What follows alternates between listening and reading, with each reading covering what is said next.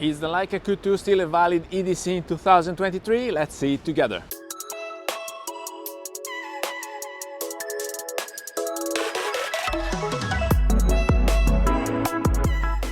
Hello everybody, welcome back to the channel. Thomas Love here from beautiful Vancouver, British Columbia, and today I needed some footage, therefore I hit downtown.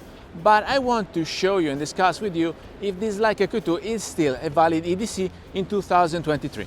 What do we mean with EDC? It's an everyday carry, of course, but it means that we can have it with us anywhere we go, 24/7, always carrying this camera with us, and this camera needs to be able to fulfill our needs for both photography and video.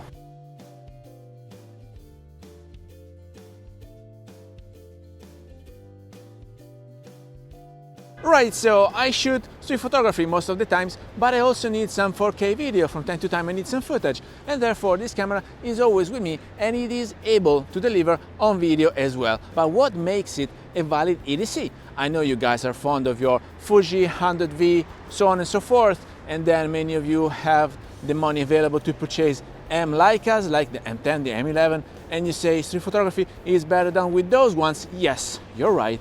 But our Leica Q2 is a perfect EDC, and I'm gonna show you why. So most of the times when I need to record episodes, like in this case, I'm using my DJI Action 2. Why is that? Because I have the audio directly coming from the microphone that I'm using right here, as you can see, and it's synced already in the video. It's shooting 4K and it's stabilized. But when I want to make a difference for videos, of course, I will have to use the Leica, because that is a full frame camera, meaning with the depth of field, we can also use a shallow f-aperture and have the bokeh effect in video that makes it more cinematic. So when I want to shoot videos with the Leica, I need to be sturdy and stable, or maybe using a tripod, so on and so forth. But if I'm going around in the city like today and I'm hunting for footage, for photos, for street photography, well, why it is the perfect EDC? Because with a few touches here and there, just a few clicks, you don't need to bother going